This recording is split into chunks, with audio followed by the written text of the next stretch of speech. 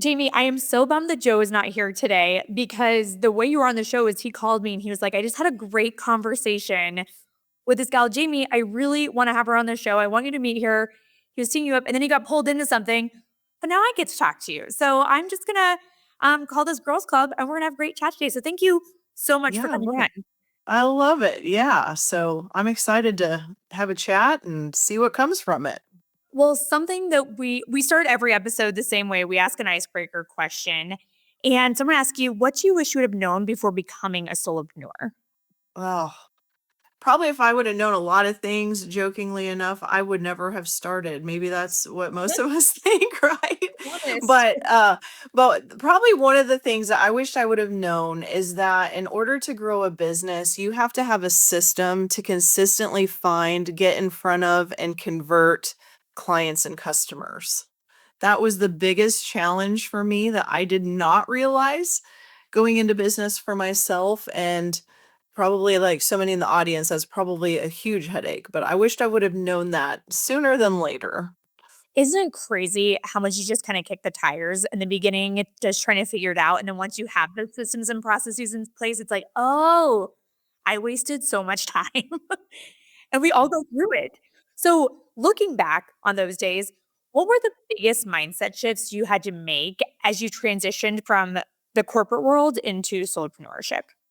Yeah. So the biggest one for me was letting go of the paycheck every 2 weeks. So I would love to tell a funny story because I think it just like illustrates totally where I was at. But I had this great friend who was in business and I had been talking to her for months on I want to start my own business, but I'm afraid. And I just kept riding the fence. And I'll never forget, I was out on a walk and I was talking to her on my cell phone when I was walking and she started laughing.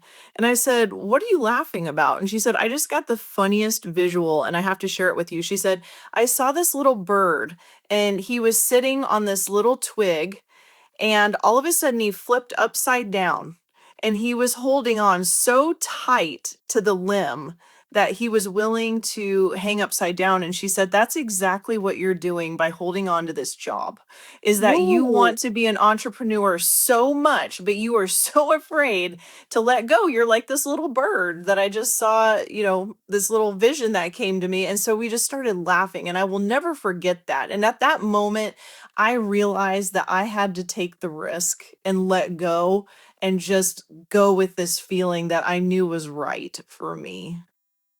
Yeah, absolutely. I love that story. Who would have known that that would have become so metaphorical? Yeah. Well, I realized at that moment it was really bad that I was holding on that hard if my friend Robin was seeing this visual of a little bird hanging upside down on a twig. I love that the person with the bird story is named Robin. That makes Isn't me that funny? That probably just sealed the deal, right? I didn't ask her if the bird was a robin, but her name is Robin. yes, that's amazing. Well, so going back to the whole systems thing, you've created a 5-step steps to stability business system, say that 5 times Yeah. fast, Yep. to guide all entrepreneurs, but this show specifically, can you break down what that means for solopreneurs and why it's so effective? Yeah. So, kind of illustrating my backstory about trying to find my own way in this entrepreneurial journey, there's a little bit of me in that, but also through my clients. So, when I first started my business, I was doing a lot of business consulting and working with solopreneurs and other small business owners. And I started to watch patterns in my coaching, and I realized that there was a certain journey or a series of steps that small businesses needed to take in the right order to move straight forward instead of that zigzag and to really be able to get results faster. So I put these 5 stepping stones in place to help guide small business owners towards their next step of goals in their business. And usually that's more clients and more cash flow. So that's kind of how the system was built. But within those 5 steps, there's 5 things, if done in the right order, will really help you grow your business strategically. The first one is cash flow. So, whether you're still in a job and you're looking to jump, now is the time to reserve some of your paycheck or look at some investments that you're willing to leverage in your business and making sure that you're in a place financially stable so that when you do go out on your own and there are some unexpected events, whether it's expenses or clients aren't coming in as fast, you're not panicking. Because that was the one thing I saw with business owners is when they're in panic mode, there is no getting their attention to move forward strategically. So that was the first thing I saw, was feeling a little bit of relief and having some cash flow available. And if you're already in business, that might be doing a quick sale on some old products that you have or reigniting former customers, whatever you can do to get a stabilization of a little bit of cash flow under your belt. Now you've got that confidence and that headspace freedom to move forward. So that's step number one, quick cash flow. Number two is what I call my client attractor blueprint process. That is setting up the foundations of your marketing. So you know exactly who your target market is. You know exactly how to talk to them in a way that they can hear you, and you know how to position the solution that you offer in a way that they instantly get it. So that's your foundations of marketing. Step three is your personal brand or your business brand. Now that you have a clear idea of how you talk to your customers and how you're going to sell them, now you want to differentiate yourself in your market. So, step three is branding. Step four is now that you've got everything in place, you've positioned your offer, you know how to talk to them, you're now standing out from the crowd. Now you need a sales system that consistently closes business in a way that feels authentic. It feels real. You love it. And it does not feel creepy, slimy, or pushy. And then the fifth thing is once you get all of those things put together, let's put that into a system so that we can scale and grow and get you to the next level of business. And for a lot of my clients, that's automations so that they're not doing a lot of the day-to-day things to grow their business. We've scaled that. We've put it into systems that automatically reach out to people at the right times and things like that so that they can step back into the role that they love doing the most, which is coaching or consulting or whatever that thing is by helping their clients. So that's the steps to stability system. I love so much the number three is personal brand and branding because I think so often solopreneurs put that as number two and that they want to push their idea of what they want onto an audience rather than figuring the audience out first and then their brand. Like they're like, oh, but I have this idea for a logo and how I want to present myself. And it's like, well, if your audience doesn't want you to present yourself that way, then who cares? Um, that makes me really happy. So I want to talk about marketing for a second because so many solopreneurs are overwhelmed by marketing options. I am a marketer and I am overwhelmed by marketing options. Yep, I hear What is the you. first strategic move you would recommend that they make for marketing? Yeah. So it kind of goes back to what you just said about knowing your audience. That's first and foremost before really even knowing who you are, because you're going to shape who you are based on who it is that you want to serve. So I always choose marketing strategies that align with where my people are. So for me, that's LinkedIn. LinkedIn is where my ideal clients, referral partners, and opportunities live each and every day. So that's why that's been my focus. So you want to layer that first. Maybe that's in person. If you're a local business, maybe doing a local event is actually better for you than being online. But you've got to figure out where your ideal customers hang out. And then you want to build everything kind of backwards to meet them at that place. So that's what I always say first is figure out what strategy is going to put you in front of your ideal clients. And then you can layer other things around that that are secondary. So let me ask you, going off of like your recommendations for where to get started and finding the right direction. So many people for their marketing tactics now, and I get so frustrated because I always say strategy before tactics, like not just tactic. Yeah. But people are like, well, there's a new TikTok trend. So if I do this, the people might want to view like might see my business. And they kind of just like grasp at straws based off of hot topics or trendy things. What do you say to those people and how can they actually find these places where their audience is? Yeah, I think you said something important there. There's a fundamental difference between a strategy and a tactic. The strategy is the foundation of your business, the tactic is the icing on the cake. So you've got to have a strong foundation first.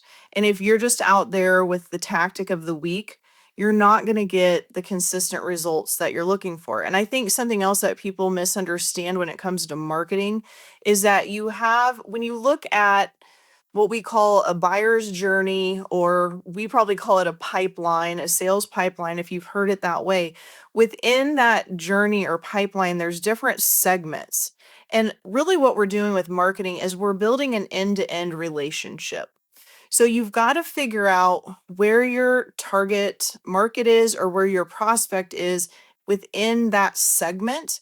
And then that's the strategy that you want to deploy then. Because I think a lot of times people are using the right platform, but they're misusing where it's at in that specific journey of the relationship. So that's where you kind of have to line things up is you've got the segments, and then you've got to figure out which strategy meets your ideal customer in that particular segment. So for instance, TikTok is an awareness strategy. So if you're just trying to get people to see you and recognize that you exist, that's fantastic, but you can't expect TikTok to convert a customer.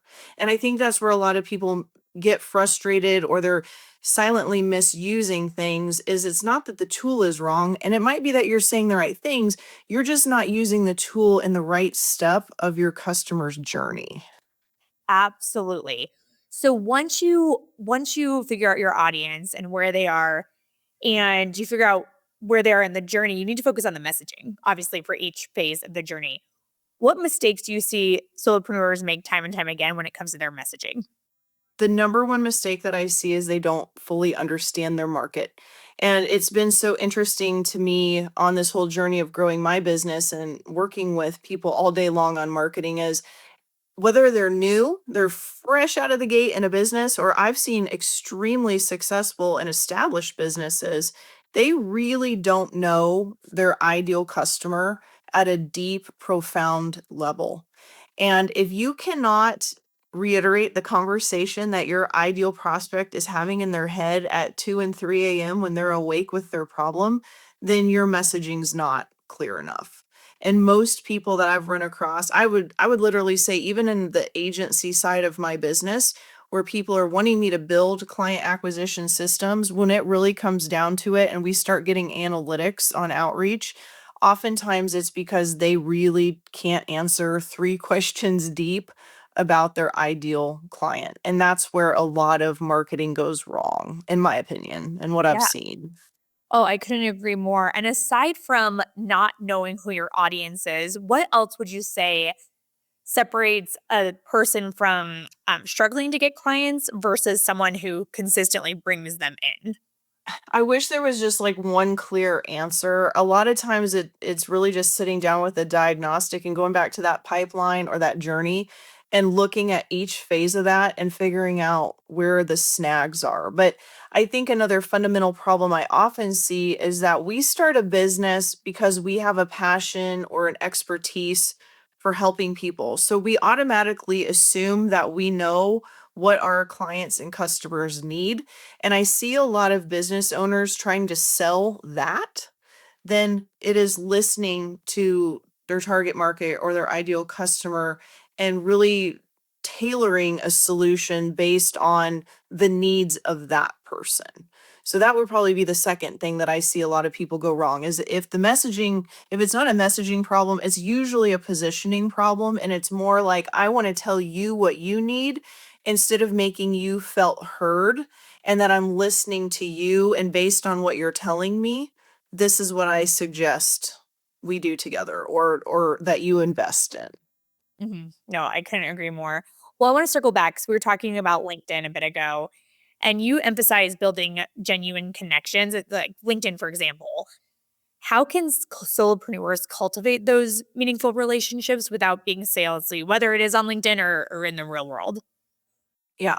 I love to use the analogy of dating to marriage, is that no customer or client is ever found until a warm relationship is built. That is the number one thing, is until you have a warm relationship, nothing is going to happen in your business.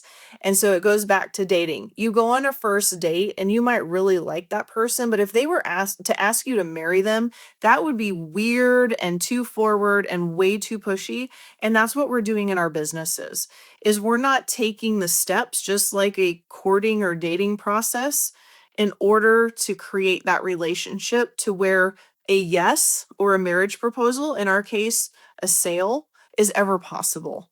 So if you ever violate any of those steps along that customer journey, that's when things start to not only feel weird for us, and that's where we feel pushy, or there, we feel like we're being inauthentic or something like that. And then our potential customer or client is put off, whether it's subconsciously or consciously, because there was a step that was missed.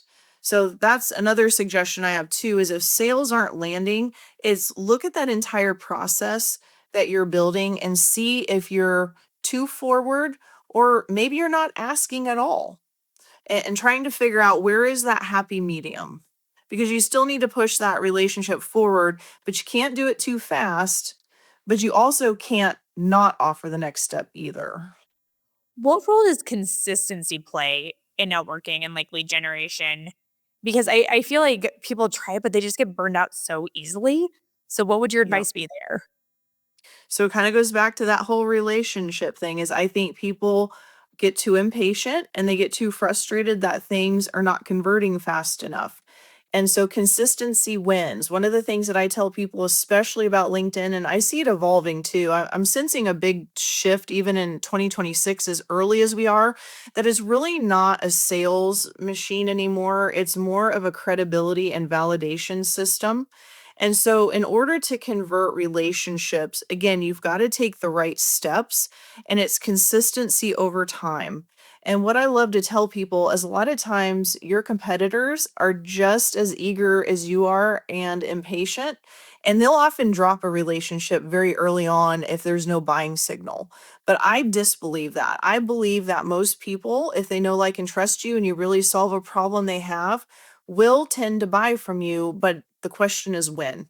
So it's continuing to foster that relationship. And that kind of goes back to step 5 of what we were talking about in the steps to stability. You can automate a lot of that piece so you don't lose track of people, whether that's the conversation itself or sending automated reminders to yourself that, hey, 6 months ago I talked to Mark, and now it's time to follow up. Whatever that looks like for you and your business, it's just never losing track of that relationship. Okay, so speaking of step 5 and in processes and automation, if you could recommend one tool or system, process, whatever, that every solopreneur should adopt to get more clarity and momentum in their business, what would it be and why? Some type of customer relationship management tool. That's one of the things I see with a lot of my clients, is they're so focused on the front end of the journey about getting more people into my funnel or getting in front of more people or getting the word out, that they forget the back end. That a lot of times, especially if you're in high ticket sales, you might even meet with a potential customer, but the chances of them buying in that first meeting are quite low. And a lot of people will get disappointed in that and just move on to the next potential prospect. Where if you continue to foster that relationship on the back end, they will turn into a sale. But if you don't have a system to continually track that relationship over time, stuff's going to fall through the cracks. And that's where money's left on the table, and that becomes that invisible money that you forgot about, but it was still there. And they probably just went down the street and bought from somebody else because the relationship with you went cold. Well, and I think there's a misconception that you need a lot of clients or customers to get a system like that, but that's not true at all. You just need a handful because you don't want to be tracking everything on a post-it note next to your desk or going through emails to see where the conversation left off. It's just like you're using duct tape in different areas. You Yes. just have a system, even if you only have a handful of clients, it just makes your life so much easier and it makes you look more professional in front of those clients. So I think that is a great point. Well, I have loved this conversation. I think it's so helpful just as a reminder for our listeners of of just getting back to the basics even, like know your audience. And I think this will help so many people find further success with their messaging, with their market position. So I want to ask you, because we ask all of our guests this question, what is your favorite quote about success? Oh, I've been living this one for a long time. So this kind of brings in the other half of my framework that we really didn't talk about today. We talked about marketing, but I also didn't talk about the internal side of business growth, which is mindset and manifesting. And that means being intentional with where you're headed. But my favorite quote that I've lived with for a long time, and there's different versions of it. So I'm just going to give you the best of what I think, is from Albert Einstein. And he says, that no problem can be solved from the level of consciousness that created it. And what that means is if you are just constantly focused on a problem in your business, you're not at a level mentally where the solution can come to you. The solution is only going to come to you if you shift your thinking, open yourself to an expansion, or look for opportunities that might seem out of the norm or out of the mainstream. And in being able to do that, oftentimes problems will solve themselves. But if you're not willing to stop focusing on the problem, then the solution is very unlikely to come. So I've just always loved that line of thought from Albert Einstein. Not Albert Einstein. He's one smart guy. Well, Yes. Jamie, where can people find you if they want to learn more? Absolutely. Well, my number one hangout is LinkedIn. So you can find me by my first and last name. You can find me at jaimeellithorpe.com, and you can also find me at 540strategies.com. Wonderful. Well, this has been so great. Joe was right. He was like, you'll so enjoy talking to this gal, and I couldn't agree more. And thank you so much for coming on the show today. Thank you. Thanks for having me. I've enjoyed it. And listeners, thank you so much for tuning in. As always, please do that 5-star review. It helps us spread the word to other solopreneurs like you. Subscribe to the show on your favorite podcast platform, including YouTube, and share this episode with a friend. There's so much great information in it. I'm biased, but even if I wasn't the host, I would think there's so much great information. And we'll see you next time on the Aspiring Solopreneur.